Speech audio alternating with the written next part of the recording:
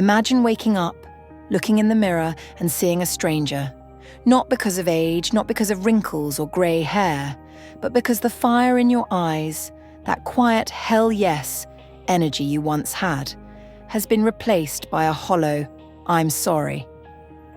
You didn't lose yourself overnight. There was no single moment, no dramatic explosion. It happened slowly, like a calculated drip of acid on your soul. If you've ever felt like you're walking on eggshells, doubting your own memory or wondering if you're too sensitive for having basic human needs, lean in. Because what you're about to hear isn't just psychology, it's the hidden reality of emotional abuse that slowly destroys confidence, especially in women, and most people don't recognize it until the damage is already done. Emotional abuse doesn't arrive loudly. It doesn't announce itself. There are no bruises for the police to see, no broken windows for the neighbors to hear. It comes quietly, softly, almost invisibly. And that's exactly why it's so powerful. For the modern woman, especially in today's world, the pressure is already immense. To be successful at work, emotionally available at home, strong but not intimidating, caring but not demanding. And when someone uses that kindness, that empathy, that emotional intelligence as a psychological chessboard, the weight becomes unbearable. Emotional abuse is sophisticated warfare. It's the gaslighting that makes you reread old text messages 10 times just to check if you really said what they claim you did. It's the silent treatment that feels like a cold, suffocating blanket dropped over your chest. It's the subtle disappointment in someone's tone that makes you instantly question yourself. Did I do something wrong? You start shrinking, making your voice smaller, your dreams quieter, your presence less noticeable, just to keep a peace that doesn't actually exist, because slowly, quietly, you are disappearing. Many women are taught from a young age to be kind, understanding, accommodating, emotionally aware, and selfless. And emotional abusers know this. They don't attack your strength directly. They convince you that your strength is the problem. Imagine a woman who once spoke confidently, shared ideas freely, laughed without overthinking, and trusted her instincts. She enters a space, a relationship, a friendship, a workplace, where every time she expresses herself, she's met with subtle resistance. When she shares an idea, someone sighs or says, "Are you sure that makes sense?" When she sets a boundary, she's told she's too sensitive. When she expresses hurt, she's accused of overreacting. Nothing is openly aggressive, but everything feels diminishing. Over time, she stops speaking up. She starts rehearsing her words in her head. She apologizes before she even knows why. This is how emotional abuse destroys confidence, not all at once, but slowly, strategically, and repeatedly. One of the most damaging tactics is constant invalidation. When your emotions are dismissed, questioned, or minimized again and again, your brain learns a dangerous lesson. My feelings can't be trusted. And when you stop trusting your feelings, you stop trusting yourself. Another common real-life experience looks like this. A woman shares excitement about a goal, improving her health, starting something new, growing professionally. And instead of support, she hears discouragement disguised as concern. That's a lot for you. Or, don't you think you're aiming too high? Or worse, you never really stick to things anyway. These words sound small but repeated over time. They plant deep seeds of self-doubt. Emotional abuse often hides behind honesty, realism, or even care. But its real effect is erosion. It erodes confidence by making you second-guess your abilities, your decisions, and your worth.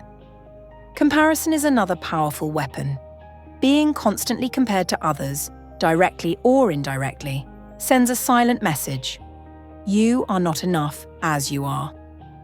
Whether it's, she handles things better than you, or other people don't react like this, the goal isn't growth, it's control. Over time, the woman internalizes this message and begins to believe she's fundamentally flawed. Confidence collapses not because she lacks ability, but because she's been conditioned to doubt it. Emotional abuse also thrives on unpredictability. One day you're praised, the next day you're ignored. One day you feel valued, the next day, invisible. This inconsistency keeps your nervous system in constant alert mode. You become hyper-aware of moods, tone changes, and reactions. You start adjusting yourself to avoid disapproval. And the moment you start adjusting who you are just to feel safe, confidence begins to disappear. Many women describe this as walking on eggshells. That constant self-monitoring isn't growth. It's a trauma response.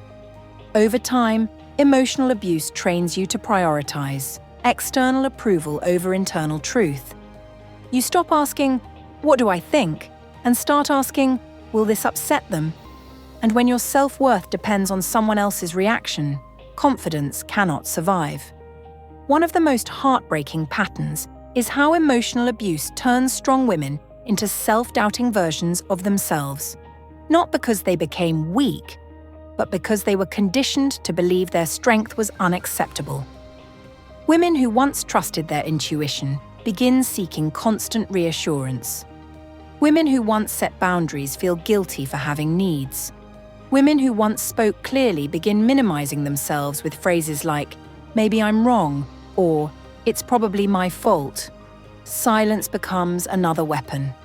Being ignored or emotionally withdrawn from after expressing yourself teaches your brain that honesty leads to punishment, so you learn to stay quiet, and silence over time kills confidence.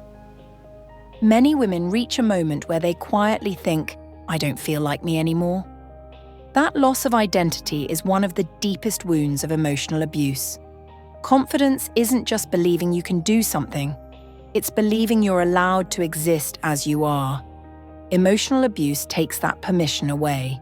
It teaches you that love and peace must be earned by shrinking yourself.